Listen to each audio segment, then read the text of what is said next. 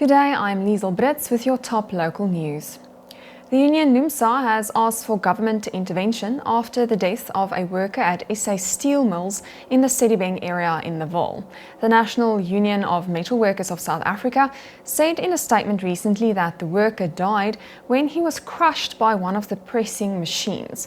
The union alleged that mere hours later, workers were forced to continue working even though they were traumatized. The union asked the Department of Employment and Labour to investigate health and safety standards and the alleged exploitation of workers. NUMSA spokesperson Pakamile Glubumayola accuses the company of racism and exploitation, paying workers below industry standards and denying benefits. She calls for the investigations into safety violations and the employment of undocumented workers. Siamogelo Mkhondwane was unfortunately crushed by one of the pressing machines, and he was only 26 years old. Our members refused to resume their duties because they were traumatized. Some of them knew Siamogelo and were understandably mourning his untimely death at the workplace, and they withdrew their labor out of respect for him. This is not the first time that injuries have taken place at SA Steel Mills. Meanwhile, News24 reports that SA Steel Mills, in response, accused minority segments of being opportunistic and said the institution will not be lured into sensationalism in these circumstances. Spokesperson Ashraf Kaka said SA Steel Mills responded to NUMSA's allegations earlier this year and did not receive a reply from the union. He denied the claim that the company employed a limited number of South Africans. He added that the company complied with legislation and statuses in the best interest of its workers and ensured that employees were given sufficient protective gear to protect them in the environment of their specific task.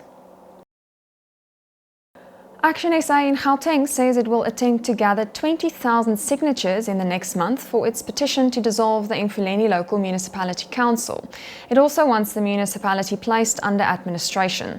Action SA's Funzin Gubeni says the provincial government should urgently dissolve the council to bring accountability and restore service delivery. At the top of our agenda is Action SA. We are a party that consults. When we did the People's Dialogue, we consulted.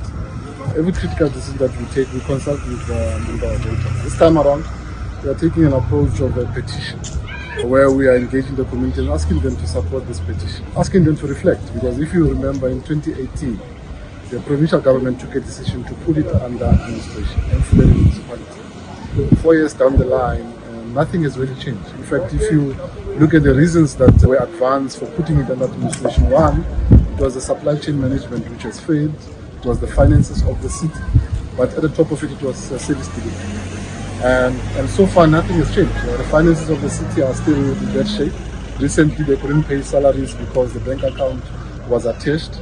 There was a motion of no confidence in council. That motion failed, but at the core of that motion was the issue of service delivery that has not actually changed as well. So we believe that the intervention that the provincial government put in place in 2018 has not worked. It has failed. And we think a drastic step needs to be taken, and that drastic step is dissolving this municipality. And the Bongani Mabaso Eco Park Nature Reserve has issued a warning that it is currently conducting patch burns in the park. The park, located in Vaal Park in the Vaal Triangle, has been closed since the end of April, with no new indication of when it will be reopening to the public.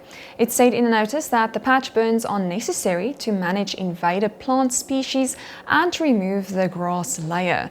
According to Eco Park, this will improve the condition of the veld in the summer months. An assessment was done to ensure that adequate feed is available for the animals. And this is the end of today's 90.6 FM TV News Bulletin.